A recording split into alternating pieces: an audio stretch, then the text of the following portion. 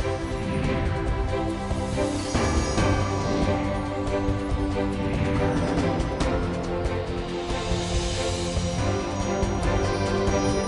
TV का ये बेहद ख़ास प्रोग्राम है गुफ्तगू, और गुफ्तगू में आज हैं हमारे साथ एक दौर के मशहूर हास्य अभिनेता बीरबल। बीरबल जी, बहुत बहुत स्वागत है। मैं भी सबको नमस्कार करता हूँ और प्यार भरा नमस्कार है मेरा। आपके प्यार की वजह से ही आज तक मैं टिका हुआ हूँ। बीरबल जी, आपका नाम बीरबल ही है? जी नहीं, मेरा असली नाम सत्येंद्र खोसला है। ये फिल्मों में आकर बीरबल हो गया। वो कैसे हुआ? वो क्या था, हम लोग शूटिंग कर रहे थे फिल्म अनीता की, राज खोसला की। तो राज खोसला कहता है, यार ये क्या नाम है तुम्हारा, सत्येंद्र, ऐसा लगता है जितेंद्र, धर्मेंद्र, राजेंद्र और राजेंद्र। तुम हीरो बनने वाले तो हो नहीं, और तुम्हारी शक्ल की जोग्राफिया क्या ही रहे ना। मैं कहता जी, कहता कॉमेडी नाम रखो कुछ। तो मैंने कई नाम सजेस्ट किए थे। मनोज कुमार, राज खोसला दोनों ने मिलके फाइनल किया बीरबल ठीक है। तो मनोज ने यहाँ तक भी कह दिया, कहते ठीक है, तुझे अकल कोडी दी नहीं, हाँ, तेरा नाम हमने बीरबल रख दिया। अच्छा, आप आए कहाँ से थे? मुंबई फिल्मों में वो कुछ एक्टिंग वेक्टिंग करने के लिए? मैं दिल्ली से आया था। अच्छा, आप दिल्ली के रहने वाले हैं? कहाँ? दिल्ली, अपना पंजाबी बाग। अच्छा, तो कब आए थे, किस साल में आए होंगे? मैं आया था 1963 हाँ। फरवरी में। और वहाँ क्या करते करते फिर यहाँ आए? पहले मैं वहाँ अपनी फादर के साथ थोड़ा काम भी करता था। क्या काम? उनकी प्रिंटिंग प्रेस थी, वो डायरियाँ बनाते थे न्यू ईयर। अच्छा। उनके सैंपल लेके देने जाता था लोगों को, माल सप्लाई करता था। और फादर कहते थे तुम भी हमारे साथ ही काम करो। मेरे 2 और भाई हैं। अच्छा, और बहनें? बहनें भी 2 हैं। अच्छा, आप बड़े हैं सबसे बड़ा हुआ है। अच्छा, तो वहाँ पर डायरियों वाला काम करते करते कुछ पढ़ाई वढ़ाई भी की है आपने? जी हाँ। क्या? मैंने पहले हायर सेकेंडरी की, फिर उसके बाद FSC नॉन मेडिकल किया, फिर BA किया मैंने पंजाब यूनिवर्सिटी से। अच्छा, और फिर कितना टाइम आप अपने फादर के बिजनेस में हाथ बटाते रहे? बस थोड़ा है। हाँ। क्योंकि मेरे को खुजली तो एक्टर बनने की थी। क्यों थी खुजली? मैं किशोर कुमार का बचपन से ही फैन हूँ। उसी को देखकर मेरे को एक्टर बनने की भावना पैदा हुई। ओम प्रकाश, किशोर कुमार, इन सब की फिल्में 25-25, 30-30 दफ़ा देखता था। और उनके कुछ सीन अनेक्ट भी करता था। अच्छा। एक सीन में ओम प्रकाश का जो कॉलेज में करता था, उसका थोड़ा सैंपल आपको दिखाइए। हाँ। ओम प्रकाश जी ये स्नान कर रहे हैं, कंजूस है ना, वहाँ पर साबन है, लेकिन उसका रैपर भी नहीं खुला हुआ। उसको बाल्टी है, बाल्टी में पानी नहीं, और एक टॉवल है, उसको लेके कर रहे हैं। तो उसकी घरवाली आती है, वो कहती है, अजी मैंने कहा क्या हो रहा है? आई बैग योर पार्डन, देखती नहीं स्नान हो रहा है? ये कैसा स्नान है जी? अरे इसको ड्राई क्लीनिंग कहते हैं, यानी कि सूखा स्नान। मैं कहती हूँ सीधी तरह बाथरूम में जाकर नहाइए, नहाने से आपका बदन नहीं घिस जाएगा, लेकिन ये साबन तो घिस जाएगा, वो भी अंग्रेजी। ये अंग्रेजी नहीं, हिंदुस्तानी है। अरे हिंदुस्तानी हो या मुल्तानी, घिसता तो है ना महारानी। अब बातें मत बनाइए और जल्दी से उठिए और बनिए की दुकान पर जाइए और सामान लेकर आइए, नहीं तो आज घर में भूख हड़ताल हो जाएगी। आई बैग योर पार्डन, अभी पिछले महीने राशन डलवाया था। तुम माँ बेटों का पेट है या कुआं? मेरी सारी कमाई को राशन बना बना कर चबा डाला। कहता देखो जी, और सब तरह से गुजर हो सकता है, अगर खाने पीने से टोकोगे तो एक दिन गुजर नहीं होगा। मेरी समझ में ये नहीं आता कि तुम खाने के लिए जिंदा रहती हो या जिंदा रहने के लिए खाती हो। अरे भाग्यवान, आजकल मुल्क में खुराक की कमी हो गई है। कहते जी मुल्क में खुराक की कमी नहीं हुई, इस घर में हो गई है, तभी तो कोई नौकर नहीं यहाँ टिकता। लेकिन तुम माँ बेटे ऐसा टिके हो कि एक दिन दिवाला पीट कर ही छोड़ोगे मेरा। इतनी देर में पिताजी का बेटा भी आ जाता है, कहता पिताजी फरमाइए बेटा जी, आपकी कौन सी चीज खत्म हो गई है, वो भी बनिए की दुकान से लेता हूँ।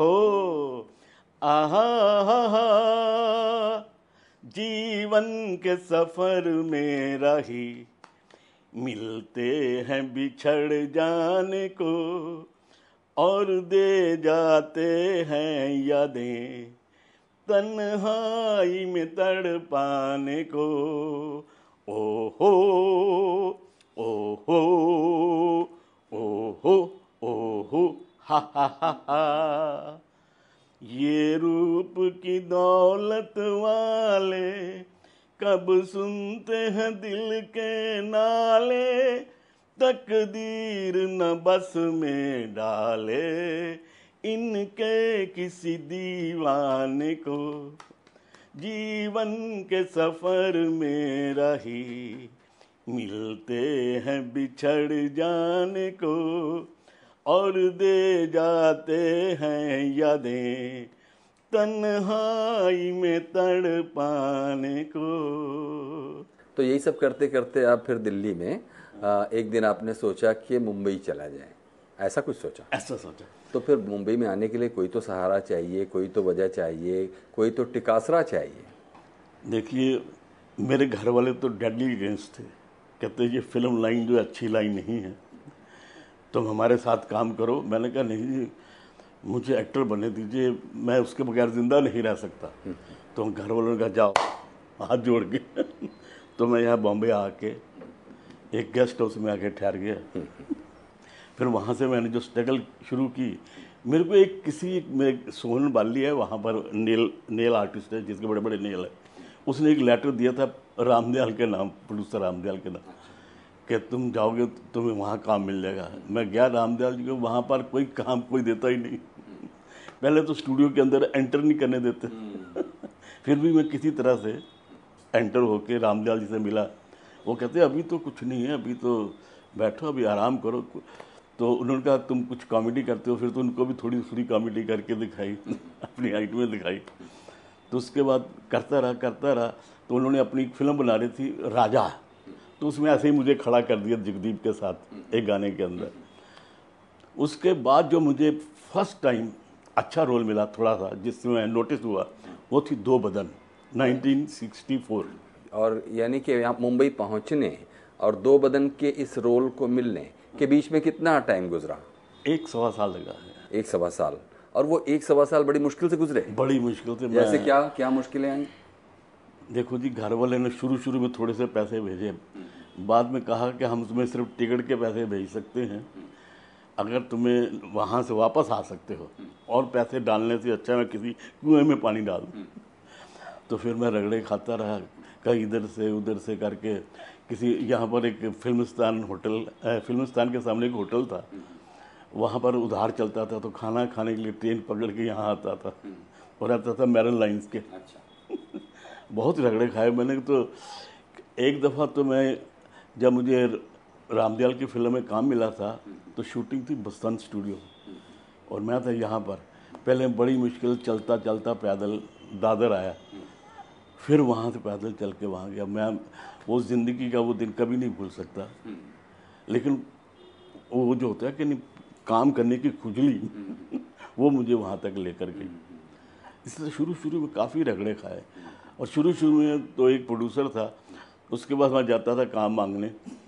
वो कहते थे ऐसा करो, अभी हमारी शूटिंग जो आएगी तुम 1 महीने के बाद आओ। तो मैं महीने के बाद फिर चला गया, फिर 2 महीने के बाद आओ, फिर चला गया। मैं अभी पीछा नहीं छोड़ा। 3 महीने के बाद जब उन्होंने मुझे कहा ठीक है हम तुम्हें काम देते हैं, हमारी शूटिंग है, तुम आ जाना, तो मैंने 4-5 दिन उनकी शूटिंग की। शूटिंग करके मैं ऑफिस गया, मैंने कहा हुजूर मैंने 4-5 दिन काम किया है, उसके पैसे, कहता पैसे वो कैसे? अरे भाई तुमने काम मांगा था, काम दिया ना तुझे, पैसों की बात हुई थी? वो कहता है, मैंने कहा नहीं, मैंने कहा थोड़ा देखो, हमने तुम्हें काम दिया यही बहुत बड़ी बात है, पैसे हम नहीं देते, पैसे देने होते हैं तो मैं मोहन चोटी को नहीं बुलाता था। तो ये मेरे साथ हुआ। इसी तरह रगड़े खाते खाते खाते मुझे 2 बदन की शूटिंग चल रही थी, उसमें मैथ स्टूडेंट्स थे, उनमें मेरे को भी ले गए, मैं भी चला गया, जो होते ना सप्लायर उसके साथ। अभी क्या था, एक सीन था, वो अपना एग्जामिनेशन हॉल के बाहर का, जहाँ पर सब लोग अपनी अपनी तैयारी कर रहे हैं, किताबें लेके पढ़ रहे हैं, कोई इधर पढ़ रहा है, कोई उधर पढ़ रहा है, इधर पढ़ रहा है, तो मैं भी एक बड़ी मोटी सी किताब लेकर पढ़ रहा था। तो राज खोसला ढूंढ रहा था, यार कहता मनोज एक मुझे ऐसा करेक्टर चाहिए जो शक्ल से गधा लगे।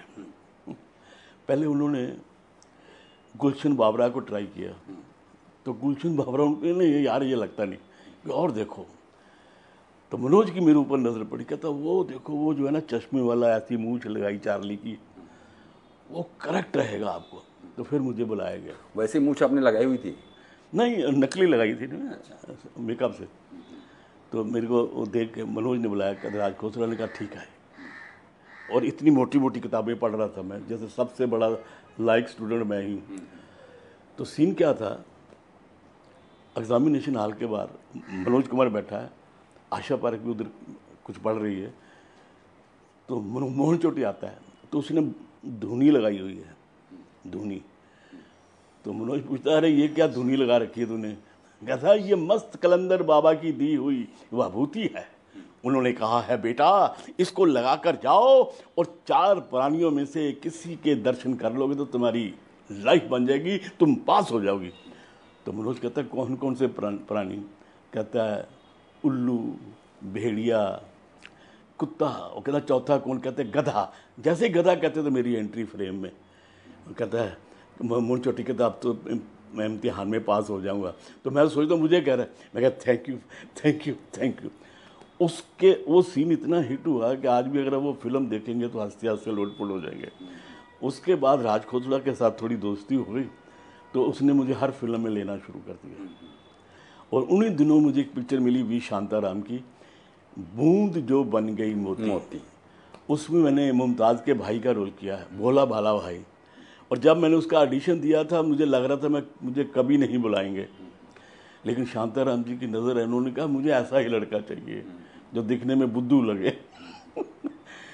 तो उस फिल्म के बाद मुझे लोगों ने पहचानना शुरू कर दिया कि यार ये तो बड़ा काम का एक्टर है। फिर मेरी दुकान चल पड़ी, छोटे मोटे रोल इधर उधर करता रहा। शांताराम जी की पिक्चर में बहुत अच्छा रोल था मेरा, बूंद जो बन गई मोती। उसके बाद कई फिल्में मिली मुझे, यहाँ तक कि पंजाबी की मैंने, भोजपुरी की, और यहाँ तक कि 1-2 गुजराती की, मराठी भी की, हर तरह की पिक्चर की। एक तो मैंने मद्रासी भी की कमल हसन के साथ, गुरु। तो आपने 1968 से शुरू किया होगा? नहीं 1964 से एक्चुअली शुरू हुआ। 1964 से शुरू किया। हाँ। और किस साल तक खूब काम करते रहे? हाँ। किस साल तक? अभी भी कर रहा हूँ। अच्छा। अभी भी मैं शो भी कर लेता हूँ ना, शो में किशोर कुमार के गाने गा लेता हूँ, कुछ कॉमेडी कर लेता हूँ। अच्छा।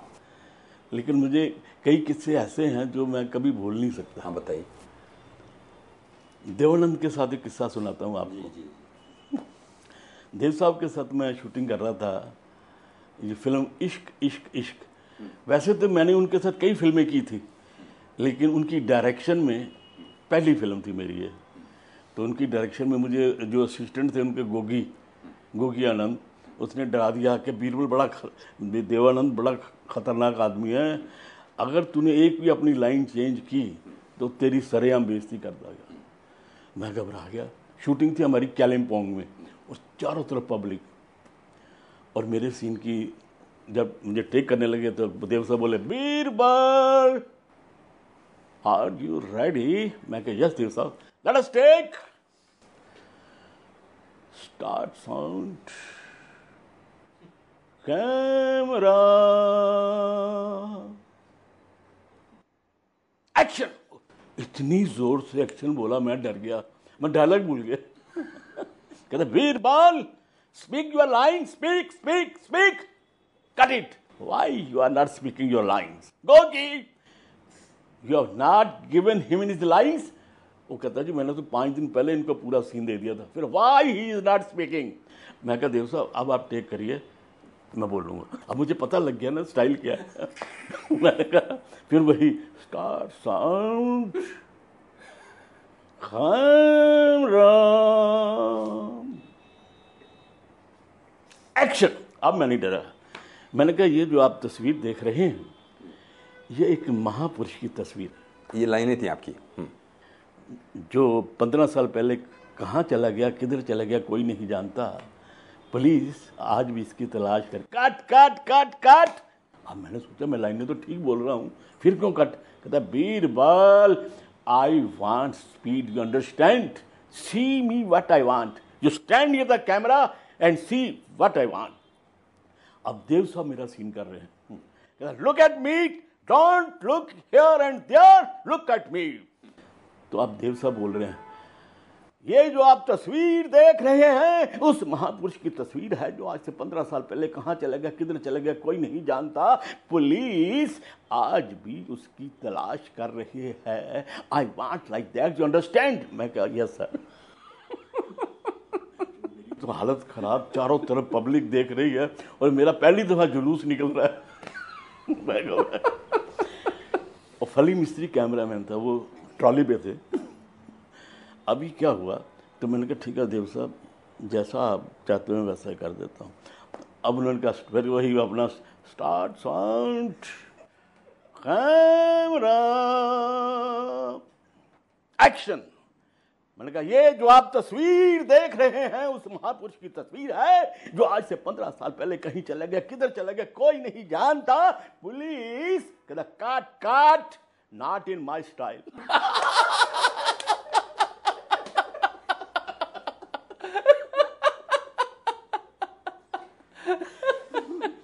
उसके बाद मैंने जैसा भी सीन किया उन्होंने ओके कर दिया।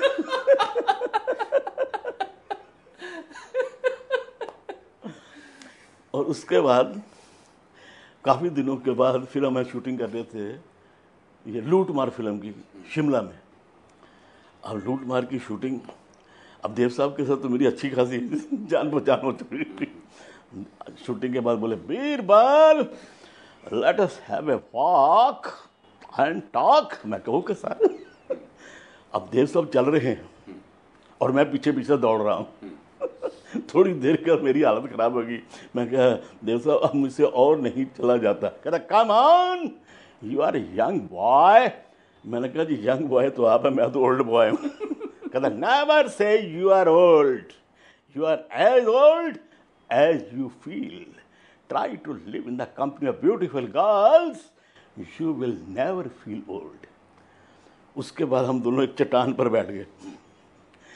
बातों बातों में पता चला कि देव साहब को भी किशोर कुमार बहुत पसंद है। अब तो मैंने कहा किशोर दा का आपको कौन सा गाना पसंद है। कहता Birbal, I like many of his songs. लगा कोई एक तो बताओ। वो कहते हैं वो फिल्म थी 3 देवियाँ, उसका गाना है ख्वाब हो तुम या कोई हकीकत, कौन हो तुम बतलाओ, देर से कितनी दूर खड़ी हो और करीब आ जाओ। मैंने कहा देव साहब तरन्नुम में सुनाई। और सच कहता हूँ उन्होंने जो तरन्नुम में सुनाया मैं सुनकर दंग रह गया। वो बहुत अच्छा गाते भी थे। अच्छा, उनकी आवाज़ कमाल की थी। वो गाना से थोड़ा सा लाइनों में, ख्वाब हो तुम या कोई हकीकत, कौन हो तुम बतलाओ, हो देर से कितनी दूर खड़ी हो और करीब आ जाओ, ख्वाब हो तुम या कोई हकीकत, कौन हो तुम बतलाओ, ओ देर से कितनी दूर खड़ी हो और करीब आ जाओ। उन्होंने जो गाना गाया मैं मुंह ही देखता रह गया। मैं कहा देव साहब आप इतना अच्छा गा लेते हैं। बीरबल यस, मैंने कहा जी आपने प्लेबैक क्यों नहीं ट्राई किया? कहता वाह no no no, I want to be a actor, producer and director, not the singer. ये कैसे ऐसे किस्से हैं जो मैं कभी भूल नहीं सकता। इसी तरह से एक किस्सा है, हम लोग शूटिंग कर रहे थे फिल्म बॉम्बे टू गोवा। वहाँ पर मद्रास में हम लोग जब शूटिंग करते थे जितने एक्टर आते थे ना, सब इकट्ठे हो जाते थे धर्म जी के रूम में। धर्म जी के रूम में इकट्ठे हो गए। अब सब ने 4-4, 6-6 पैक होने के बाद तो अब धर्म जी को शरारत सूझी। ओम जी भी आए हुए थे वहाँ। ओम जी थे ठहरे हुए अशोका होटल में। अच्छा। और ओम प्रकाश जी, विनोद खन्ना भी साथ थे। तो अब कहते हैं ऐसा करते हैं, ओम जी को फ़ोन लगाते हैं और बीरबल तू ओम जी से ओम जी की आवाज़ में बात करेगा। अरे मैंने कहा नहीं, मैं नशे में था।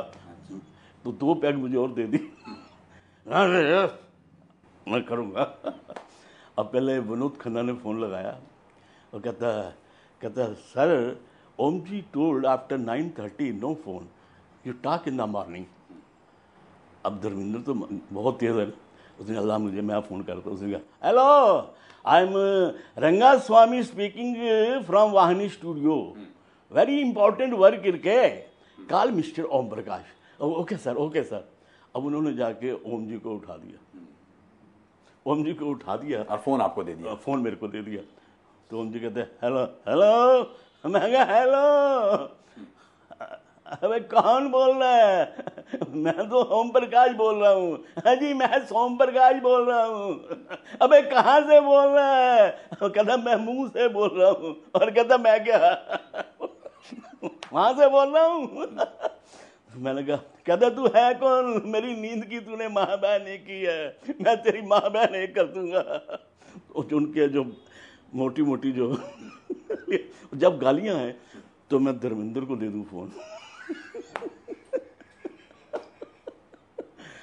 तो सारी रात का जो ड्रामा हुआ, अब सुबह वाहनी स्टूडियो में सब इकट्ठे, मैं भी। फिर मैंने कहा जी ओम जी मैं एक फिल्म बना रहा हूँ बर्बाद जवानी, अगला तूने मेरी नींद बर्बाद की है, मैं तुझे बर्बाद कर दूंगा। मैंने कहा आपके अपोजिट हीरोइन है ललिता पवार, अबे उसकी पावर के आगे बड़े बड़े नहीं टिके, मैं क्या टिकूंगा? कहता तू है कौन, कहाँ से बोल रहा है? मैं अभी तेरी ऐसी तैसी करता हूँ, तुझे अरेस्ट कराता हूँ।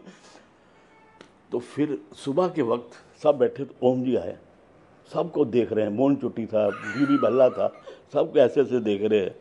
धर्मी होते, ओम जी क्या बात है? किसने मेरी रात को नींद हराम कर दी? उल्लू का पट्टा मेरी ही आवाज में बोल रहा था। मोहन चोटी तू मेरी नकल कर। कहता जी मुझे आपकी नकल नहीं आती। और बीबी भल्ले तू कर। कहता मुझे भी नहीं आती। तो फिर मैं था आगे खड़ा, मेरे को कहता ये तो बड़ा बीबा है, ये तो अपनी आवाज भी नहीं निकाल सकता।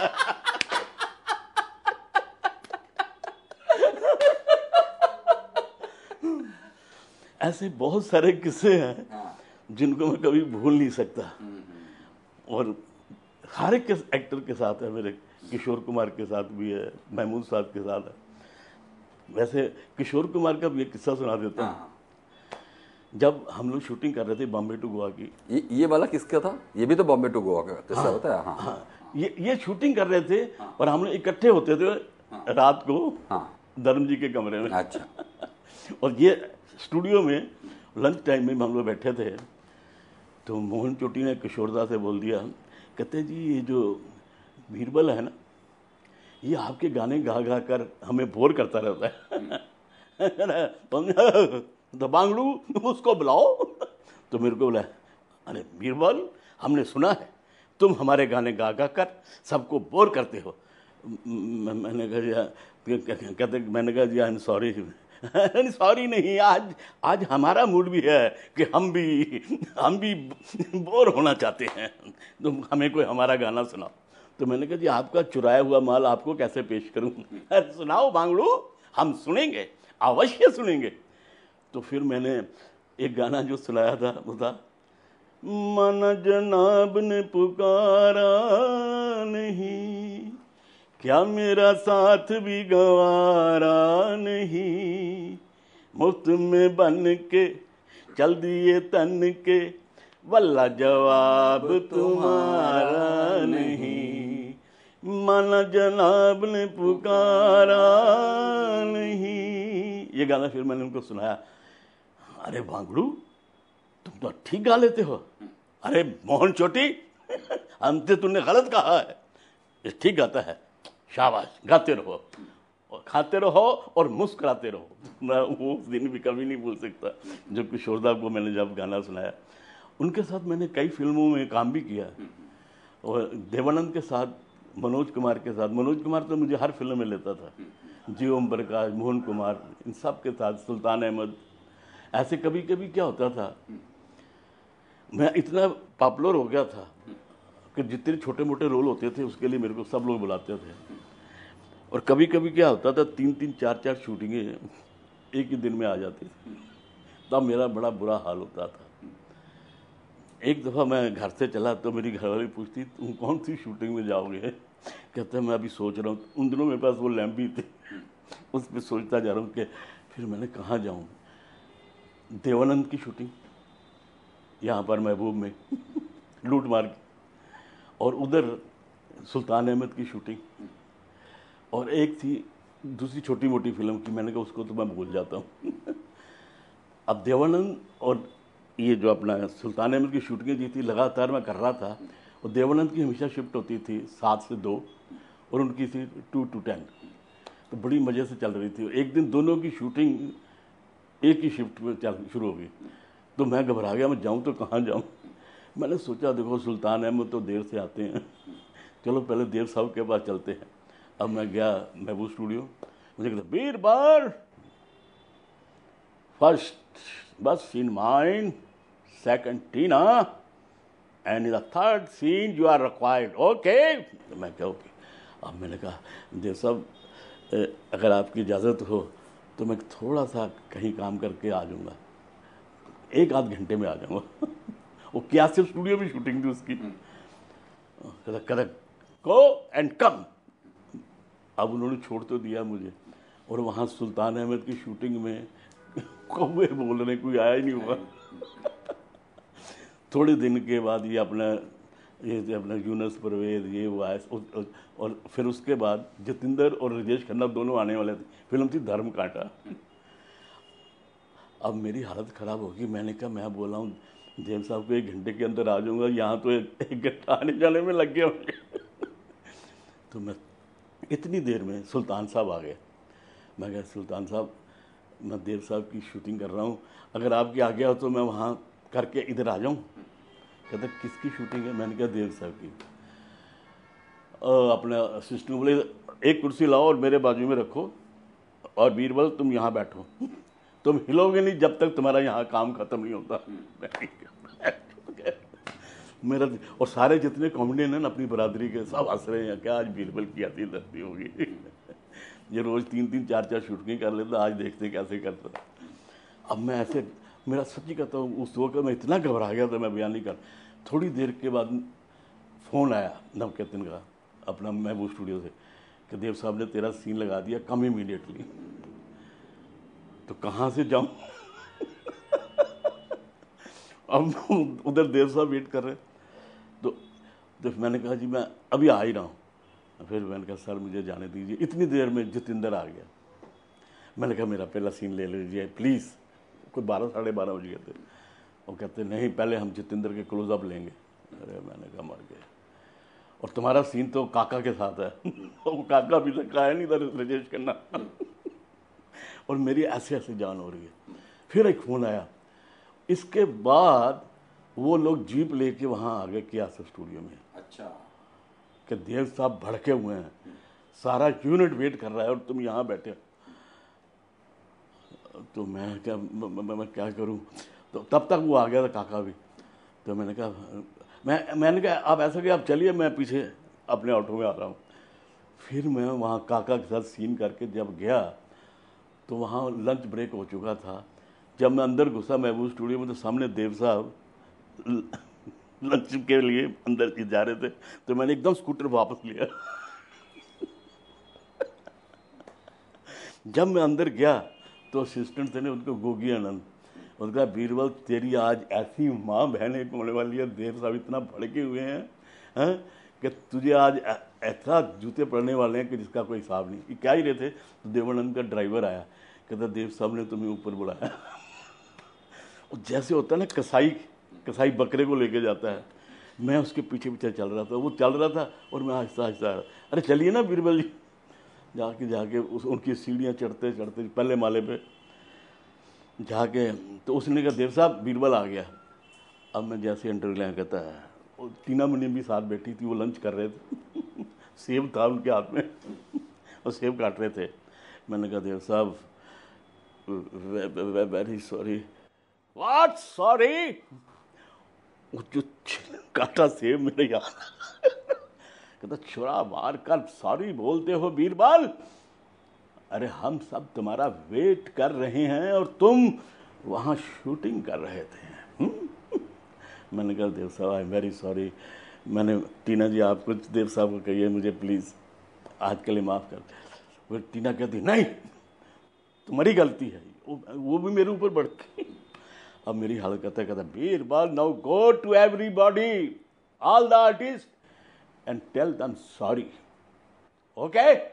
और आज मैं तेरा सुई नहीं लूंगा, तेरा सीन कल लूंगा, क्योंकि अभी गब्बर आने वाला है, अमजद खान वाला है। तो मैंने कहा भगवान मैं वो दिन कभी नहीं भूलता। और दूसरे दिन फिर मुसीबत, दूसरे दिन भी मेरी 2 शूटिंग थी महबूब स्टूडियो में, एक काका के साथ और एक देवानंद के। अब देव साहब तो बड़े टाइम के पंक्चुअल है ना, उन्होंने काम शुरू कर दिया। अब मेरा वो सीन ले ही रहे थे हैं, इतनी देर में वो आ गया उसका असिस्टेंट अनिल गंगोली का, कहता बीरबल बीरबल काका आ गया, काका आ गया। Who is there? देव साहब ने चिल्लाया, वापस चला गया। वो वापस चला गया। अब देव साहब मेरा शाल ले, कहता है Who allowed him? फिर उसके बाद फिर वो कहता काका आ गया, फिर दोबारा आ गया तो उसको निकाला, कहता Get out! तो उस दिन जो मुझे वो देव साहब से तो बच गया, लेकिन अनिल गंगोली से नगमे सुनने पड़े। तो काका कहता मेरा इतना बुरा टाइम हो गया है कि तेरे जैसे एक्टर का मुझे वेट करना पड़ रहा है। ऐसे बहुत सारे किस्से हुए मेरे। ये जो मोहन चोटी थे, मेरा बहुत दोस्त है। ये कहाँ के थे? ये मेरा ख्याल अकोला के थे। अच्छा। इनका जो फादर था वो पुलिस वाला था, पुलिसमैन था, ये उनके बेटे थे। लेकिन मोहन चोटी ने भी बहुत रगड़े खाए। मोहन चोटी का भी नाम मोहन चोटी ही था? नहीं दूसरा है। चोटी तो इनके बाद में रखा, मेरा ख्याल वो फिल्म आई थी ना देवदास, तो उसके बाद तो उसको गेटअप दिया था चोटी वाला। उसके बाद मोहन चोटी चोटी। लेकिन उसने बहुत रगड़े खाए, लेकिन वो प्रोड्यूसर भी बना, एक्टर भी बना, डायरेक्टर भी बना। और मज़े की बात ये है वो ऐसा एक्टर था, वो शुरू में लोकल ट्रेनों में ठिप्पी बजा के, वो गाना नहीं था जो 1 लाख दोगे तो 10 लाख, हाँ, गरीबों की सुनो, वो गा गू के पैसे कमाता था। उस बेचारे ने भी बहुत रगड़े खा के वो ऊपर आया। उसको भी मैं कभी भूल नहीं सकता, और बहुत प्यारा इंसान था। मैंने तो बहुत सारा काम किया उसके साथ। नहीं मतलब हम ये इसलिए ये पूछ रहे हैं एक एक करके, मोहन चोटी, मुकरी, जीवन, इन लोगों कि आपने जब तक काम किया, नए पुराने कई कॉमेडियंस के साथ आपने काम किया होगा, 5 जनरेशन। हाँ, तो आप बेहतर बता सकते हैं, क्योंकि हम कॉमेडियंस की ज़िंदगी के बारे में बहुत कुछ नहीं जानते, क्योंकि उनको सितारों जैसी कोई जगह नहीं मिलती, ना उनके बारे में कोई बात करता है। ये अलग बात है, महमूद साहब की बात वो तो रेयर केस है ना, महमूद, किशोर कुमार तो जी, ओम प्रकाश, ये तीनों तो। पर जो छोटे मोटे एक्टर, हाँ तो बताइए उनके बारे में, हम आप ही से तो जान सकते हैं, ज़रा हमको बताइए कि वो केस्टो मुखर्जी कौन थे भाई? तो बंगाली थे ना, वो लोग कलकत्ता से आए थे। कैसे आदमी थे? अच्छे आदमी थे, बहुत अच्छे आदमी थे। कोई उनके साथ जुड़ा हुआ कोई किस्सा सुनाइए। दादा वो क्या था, ही वॉज मेंटली टॉर्चर्ड।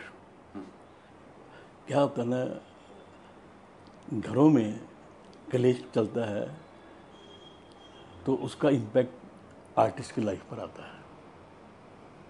वो बेचारा घर से काफ़ी दुखी था, तो उस चक्कर में पीता रहता था। तो मैं उसको कई दफ़ा बोला, दादा मत पियो, तो मुझे को डांट देता था, नहीं। जबकि मशहूर यह है कि केशव मुखर्जी ने जिंदगी में कभी शराब नहीं पी। बिल्कुल झूठ। जॉनी वॉकर ने नहीं पी, ये मैं कह सकता हूँ। Johnny Walker never touched any drink, beer भी नहीं पी होगी उसने। उनको मैं बहुत क्लोजली जानता हूँ, उनके साथ मैंने काफ़ी फिल्मों में काम किया है, मैंने कभी नहीं देखा उनको पीते हुए। और बड़े प्यारे इंसान जॉनी वॉकर, उनके साथ काम करके मुझे इतना मज़ा आता था, मैं आपको बयान नहीं कर सकता। कई फिल्मों, मैंने उनके साथ एक फिल्म की थी दुनिया, देवानंद वैजंती माला वाली, उसमें जॉनी वॉकर का मैं असिस्टेंट रहता हूँ। तो उसमें एक गाना था, तू ही मेरी लक्ष्मी तू ही मेरी छाया। उस गाने में हम दोनों को यूज़ किया था, लेकिन इतना कॉपरेट किया उस आदमी ने, मैं आपको बयान नहीं कर सकता। पहले जो एक्टर थे ना, वो उनमें एक फैमिली एटमॉस्फेयर होता था। इवन महमूद इतना बड़ा एक्टर था, आपको पता कि हम सारे जब कॉमेडियन इकट्ठे होते थे तो अपना रूम छोड़ के हम लोगों के साथ आके बैठ जाता था। Even Dada Kondke, he was also down to earth, उनके साथ इवन 2-3 पिक्चरें की। वो भी बहुत प्यारे इंसान थे, वेरी नोबल सोल। और कॉमेडियन वही बनता है जो कि जिसकी प्योरिटी ऑफ हार्ट होगी। अगर आप दिल के सच्चे इंसान नहीं हैं तो आप ना आप एक्टर बन सकते, ना आप कॉमेडी कर सकते। वो चीज़ें एक्टिंग में आती हैं। ओम प्रकाश जी भी बड़े प्यारे इंसान थे, उनके साथ मैंने इतना काम किया, लेकिन उनके वो जो प्यार की गालियाँ देते थे कि नहीं, वो एक्टर कोई बुरा नहीं मानता था उनको। धर्मेंद्र तो मजे लेता था ना। और असित सेन? असित सेन भी अच्छे बंगाली थे, ये अपने बिमल राय के ग्रुप में ज़्यादा रहे। और देवन वर्मा? वो बहुत ही अच्छे थे। Deven Verma was the most natural comedian. उसने कभी पफूनरी नहीं की, वो सिचुएशंस में उसने प्ले किया है।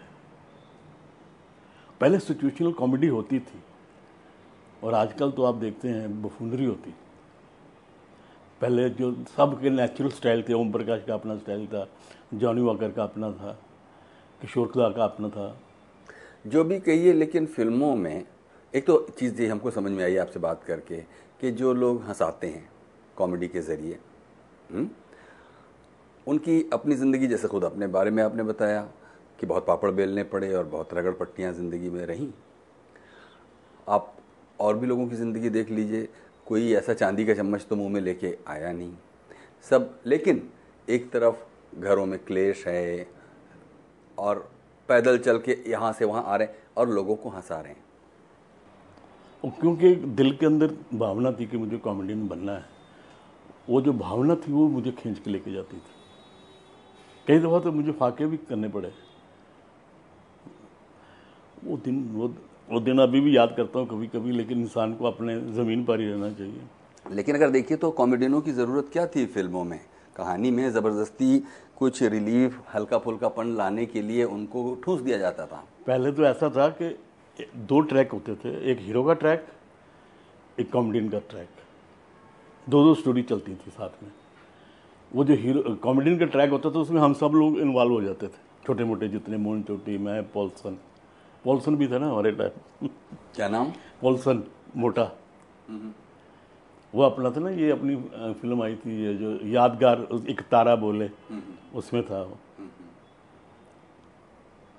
वो हनुमान जी का बहुत बड़ा भक्त था। उसकी बहन भी थी इंदिरा बंसल। उनका नाम पॉल्सन क्यों रहा होगा? उनका नाम कुछ और था वैसे, फिल्मों में पॉल्सन के नाम, वो बंसल था उसका नाम कुछ। उसकी बहन जो थी उसका नाम था इंदिरा बंसल। तो देखिएगा कि हम लोगों के यहाँ जो कॉमेडी होती है, और फिर कॉमेडी आप देखेंगे कि चार्ली चैपलिन की कॉमेडी होती है। हम लोगों की कॉमेडी तो ऐसे ही कि राजेंद्र नाथ पता चला कि एक पटरेदार पैजामा पहने हुए हैं, उसका इजारबंद लटका हुआ है, लोग बेकार में ही हंस रहे हैं। इसमें हंसने की क्या बात है?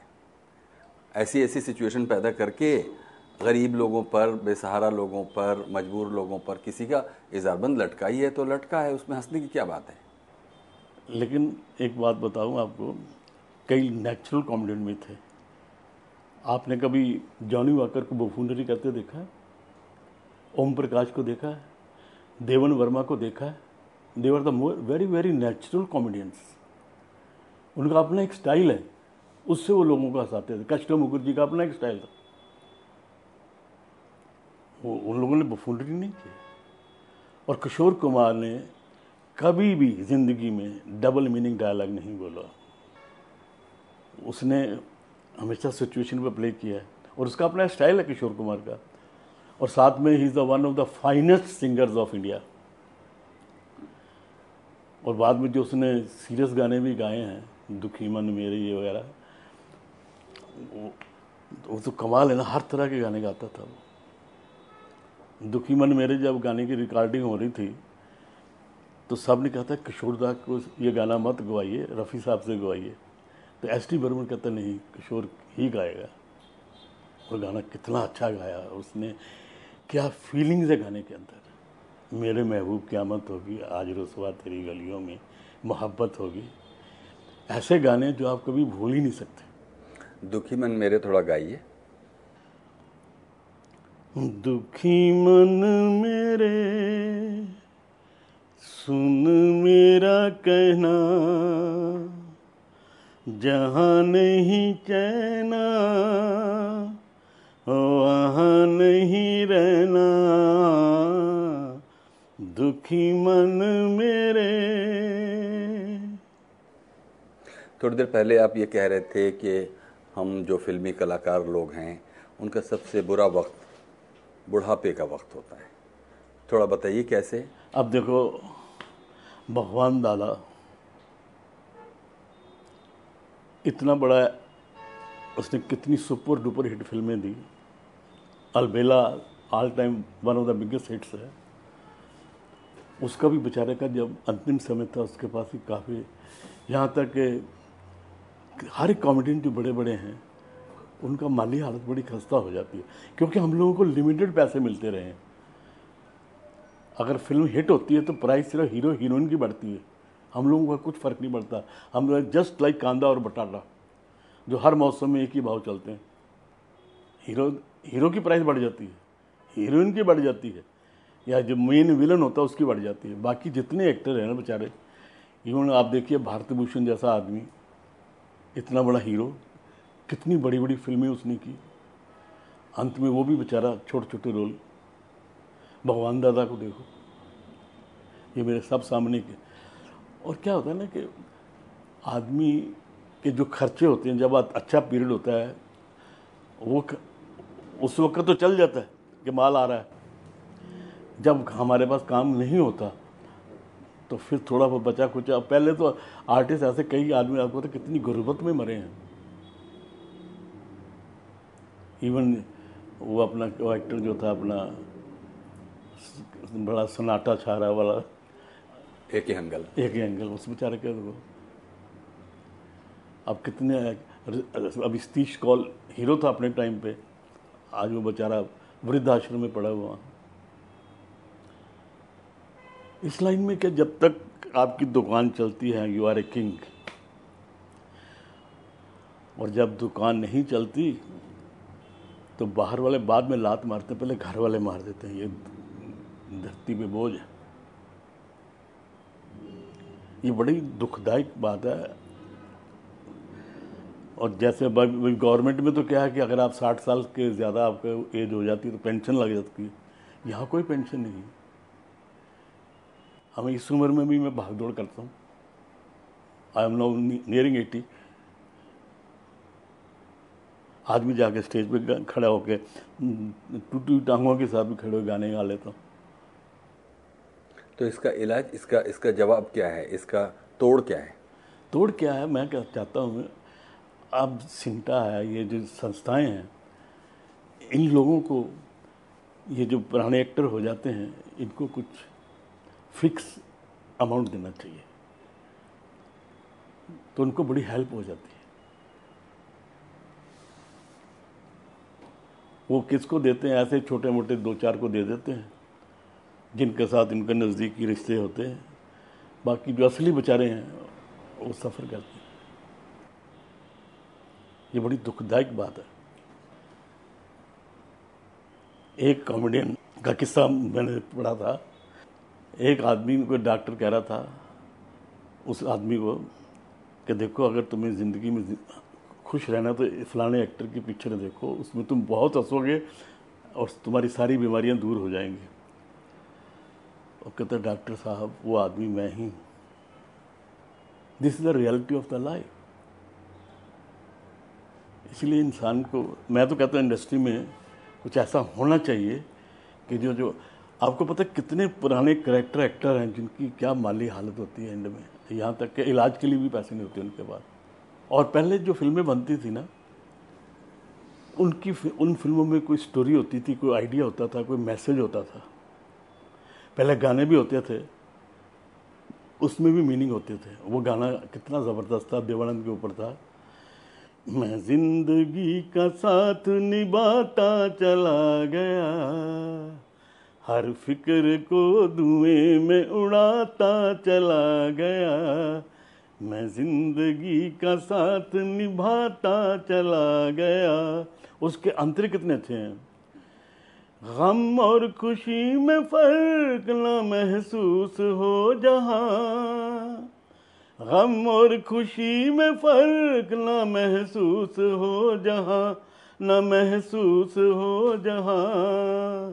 मैं दिल को उस मुकाम पे लाता चला गया, हर फिक्र को धुएं में उड़ाता चला गया। वो कहता है, और वो सबसे अच्छी लाइन है, बर्बादियों का सोग मनाना फजूल था, बर्बादियों का सोग मनाना फजूल था, मनाना फजूल था। बर्बादियों का जश्न मनाता चला गया, बर्बादियों का जश्न मनाता चला। हर गाने में कितने मीनिंगफुल लाइनें हैं। Philosophy of life, that is Bhagavad Gita. और सबसे अच्छी बात है, जो मिल गया उसी को मुकद्दर समझ लिया, जो मिल गया उसी को मुकद्दर समझ लिया, मुकद्दर समझ लिया। जो खो गया मैं उसको भुलाता चला गया, हर फिक्र को धुएं में उड़ाता चला गया। मैं जिंदगी का साथ निभाता कितनी ज़बरदस्त लाइनें ये साहिर साहब ने लिखी हैं, लेकिन कितना मीनिंगफुल सॉन्ग है। पहले जो गाने बनते थे उसमें एक मैसेज होता था। वो एक फिल्म का गाना था, प्यार बांटते चलो, प्यार बांटते चलो, क्या हिंदू क्या मुसलमान, हम सब हैं भाई भाई। प्यार बांटते चलो, प्यार बांटते चलो, प्यार है जिंदगी की निशानी, ये बुजुर्गों का कहना है यारो। एक ही साज के तार हैं सब, हमको मिलजुल के रहना है यारो। हे सोचो कल क्या थे, देखो अब क्या हो, तुमको ले न डूबे कहीं अपनी ये लड़ाई। प्यार बांटते चलो, प्यार बांटते चलो, हे प्यार बांटते चलो। क्या गानों में मीनिंग कितने अच्छे हैं। ये बताइए बीरबल जी, वही जो 20-22 साल की उम्र में आपके ऊपर जो फिल्मों में आने का भूत सवार हुआ और आखिरकार आप आ ही गए थे, और जो ये ज़िंदगी गुजर रही है, जब इस सफ़र पर देखते हैं और ये जो घुटनों का दर्द और 80 साल की उम्र में भी स्टेज पर गाने की मजबूरी, ये सब मिलकर क्या तासुरात पैदा होते हैं? मैं तो कहता हूँ जब तक इंसान जिंदा है उसको कर्म करते रहना चाहिए, क्योंकि कर्म की खुशी के आगे आदमी सब गम भूल जाता है। Do your duty in the best possible way, that is a philosophy of life. आज मैं बड़ा खुश हूँ, मुझे भूल गया हूँ कि मेरे घुटनों में लग रहा है आप लोगों के साथ बैठ के। लेकिन इंडस्ट्री को सोचना चाहिए कि जो पुराने एक्टर हैं उनको कुछ ना कुछ फंड देता रहना चाहिए। इनके पास इतना पैसा है, कितना पैसा है इनके पास, वो अपनी जो मीटिंगें करते हैं उनमें खर्चे करते हैं, और जिनको खर्चे की ज़रूरत है उनको पूछते नहीं। और पहले जो हमारे ज़माने में कहते थे इंग्लिश फिल्में मत देखो तुम्हारा करेक्टर ख़राब हो जाएगा, आजकल अंग्रेज़ लोग कहते हैं अपने बच्चों से हिंदी फिल्में मत देखो तुम्हारा करेक्टर ख़राब हो जाएगा। हम उनसे बहुत आगे निकल गए, जितना नंगापन आज आ गया है,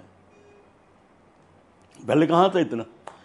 तो हम लोग अब बातचीत ख़त्म करेंगे बीरबल जी, लेकिन ख़त्म करें उससे पहले देव साहब का एक और किस्सा हमको ऐसा सुनाइए जो आपको याद रह गया हो। देव साहब के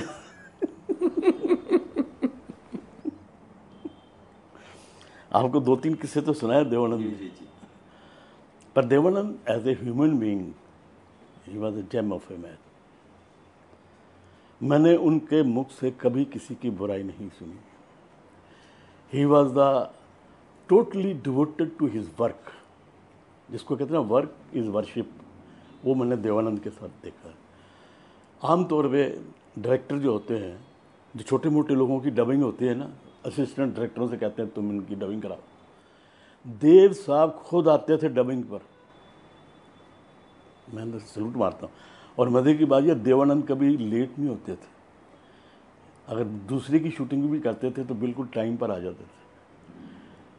और मज़े की बात मैंने देखी, मैं तो सोचता हूँ फ़र्ज़ किया उन्होंने गर्म कपड़े पहने हुए एक सीन के, जब तक शूटिंग है वो कपड़े उतारते नहीं थे। यहाँ तो थोड़ी यार बड़ी गर्मी, टोपी उतार, ये उतार, वो उतार। देव साहब नहीं थे। देव साहब जब तक काम ख़त्म नहीं होता था तब तक पैसे बैठे रहते थे। जो डेडिकेशन मैंने देव साहब में देखी, एक देखी वी शांताराम जी में। ये लोग तो जितनी तारीफ की जाए उतनी कम है। They were the most devoted people to their work. और आज उन्होंने जो फिल्में बनाई हैं वो ऐसी यादगार है जो कभी ख़त्म ही नहीं हो सकती। तो आपकी अपनी ही किसी फिल्म का कोई डायलॉग या कोई सिचुएशन हमको बताइए जिससे हम प्रोग्राम ख़त्म करें। अपने डायलॉग तो मैं आपको सुनाया, कितने डायलॉग सुना दिए हैं, अभी अपने डायलॉग क्या सुनाऊँ मैं। जीवन साहब का कुछ किस्सा उनकी आवाज़ में बताइए। मैं हर एक एक्टर की नकल नहीं कर सकता, जैसे देवानंद है, किशोर कुमार है, ओम प्रकाश है, इन लोगों के मैं किस्से कर सकता हूँ, सुना सकता हूँ आपको। ओम प्रकाश तो बहुत मज़ेदार आदमी थे ना, उनके अबे वो लल्ली राम टल्ली, एक फिल्म आई थी, क्या नाम है, ये देव साहब की फिल्म थी, मैं साहब बहादुर, उसमें सारे हम लोग कॉमेडियन थे। मैं ये रियल किस्सा सुनाता हूँ आपको। तो सब लोग आए हुए थे, तो सुबह का टाइम था, चेतन साहब, चेतनानंद जी, वो शॉट लगा के बैठे थे, असरानी और वी गोपाल का। तो शॉट नहीं ले रहे थे, उनको आवाज़ चाहिए थी ओम प्रकाश की। तो वी हुआ ना, वी गोपाल कहता है जी आपको सिर्फ आवाज़ चाहिए ना, आवाज़ तो बीरबल भी दे दे, ओम जी की आवाज़ दे देगा। तो मैंने कहा नहीं, मैं जूते नहीं खाने ओम जी से, उनकी आवाज़ देकर। तो देव साहब कहता Birbal you speak, I will tell him that I told you.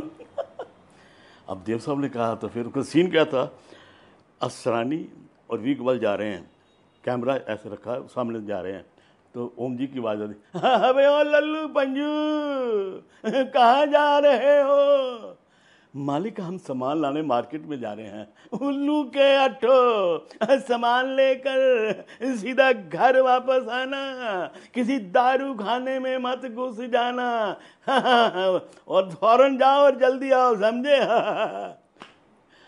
अब जब ये रिहर्सल देखी, देव साहब इतना हंसे, कहते यार ये तो बिल्कुल फर्स्ट क्लास, टेक करो। अब जब टेक कर रहे थे, रियल जो ओम प्रकाश जी आ गए, और मुझे नहीं पता, और पीछे मेरे चप्पल निकाल के खड़े हैं कि वो शॉट ओके हो, मैं इसकी ऐसी तैसी करूं। जैसे शॉट ओके हुआ, तेरी चप्पल लेके मेरे पीछे भागे, फिर मुझे देव साहब ने बचाया। ये ऐसे सीन है जो कभी भूल नहीं सकता मैं जिंदगी के। तो बहुत बहुत शुक्रिया बीरबल जी। मेरा भी आप सबको बहुत हाँ, जो आपने बहुत मुझे अच्छा प्यार लगा। दिया है, और देखने वालों का भी मैं शुक्रिया अदा करता हूँ, सबको प्रणाम करता हूँ। बहुत बहुत शुक्रिया। ये थे मशहूर हास्य अभिनेता बीरबल प्रोग्राम गुफ्तगू में।